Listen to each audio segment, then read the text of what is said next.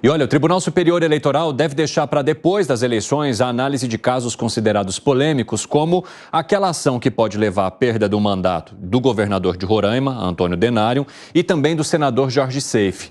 Os interlocutores da corte avaliam que a ideia da presidente do TSE, a ministra Carmen Lúcia, é, de um lado, priorizar temas que tenham mais a ver com as eleições municipais e, de outro, evitar questionamentos de interferência política do tribunal. Como é que você vê esse movimento, hein, Alan Gani? Você acha que mover ou lidar com essas ações agora, perto das eleições municipais, poderia aumentar o discurso sobre a politização do Tribunal Superior Eleitoral e dos ministros que o compõem? Sem sombra de dúvidas. Eu vejo que a gente está se acostumando agora toda hora com esse questionamento de abuso de poder econômico e caçar candidaturas. A gente viu a candidatura, né? Aliás, candidatura não, ele foi eleito, né? Deltan Dallagnol perder o seu mandato, no caso não foi abuso de poder econômico, no meu entendimento foi um argumento para lá de esquisito, poderia ter um PAD aberto contra ele, portanto, caça-se o mandato. Sérgio Moro quase foi cassado também por abuso de poder econômico e agora mais 2 questionamentos em relação aí a um senador da República e a um governador, ambos ligados ao PL. Vejo com muito cuidado essa questão, Evandro. Por quê? Porque no Brasil, quando se abre um precedente, quando se tem uma fissura, é muito difícil voltar atrás. Nós aqui normalizamos, nós que eu digo enquanto sociedade, a censura. Em 2022 houve censura durante o processo eleitoral. Não vou entrar no mérito, mas houve censura, reconhecida inclusive pela ministra Carmen Lúcia com a inibição temporária. Abriu o precedente, abriu a fissura. Nós vamos nos acostumando com essas questões que outrora eram inadmissíveis e depois passam a ser normalizadas e banalizadas. Qual que é meu ponto? Novamente, caçar um mandato é algo muito sério. A gente está falando de pessoas que foram eleitas. Estou falando de senador da República. Estou falando de governador. Caçar um mandato tem que ter algo muito, mas muito claro, muito concreto para caçar esse mandato. Caso contrário, vai novamente parecer uma perseguição política seletiva. Bom, quando a gente fala de perseguição política, seria porque eles seriam apoiadores de Jair Bolsonaro? Com certeza, com certeza. Você concorda, Piperno? Não, no caso do Denário, não. Ele tem, nossa, um enorme elenco de acusações aí, né? Ele foi afastado, voltou, enfim. Agora, você vê, no passado, não faz muito tempo, se afastou o governador do Rio de Janeiro, né? Depois foi cassado lá, né? Então, veja, aqui no Brasil fica tudo muito sensível. Eu já vi, por exemplo, lá no Maranhão, um governador, o Zé vai acabar lembrando, Jackson Lagos, sendo cassado numa eleição em que ele havia vencido a Rosiana Sarney, e a cassação dele permitiu a ela voltar. Então, isso obviamente não é algo novo. De qualquer forma, esse é, sim, um momento sensível.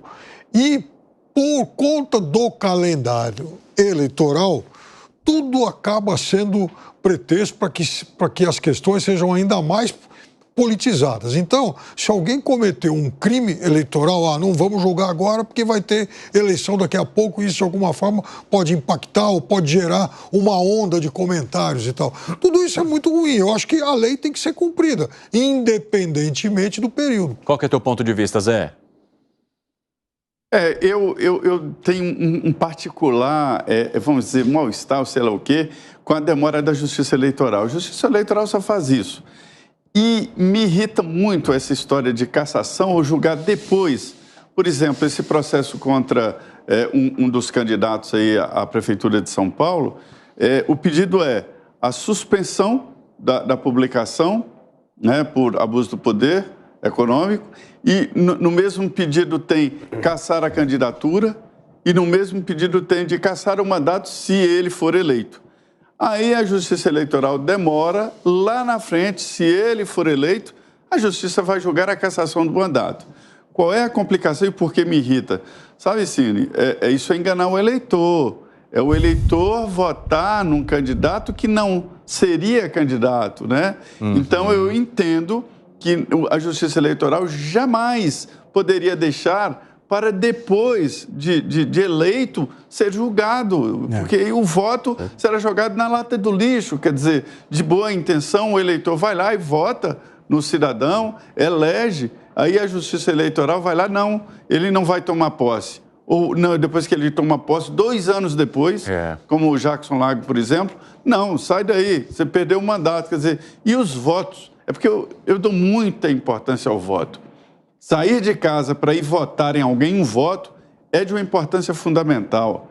Quem quiser para testar isso, se candidate e tenha 100 votos, para entender a dificuldade de se conseguir votos. E aí a Justiça Eleitoral deixa para depois e aí vai julgar a cassação do mandato e não a candidatura.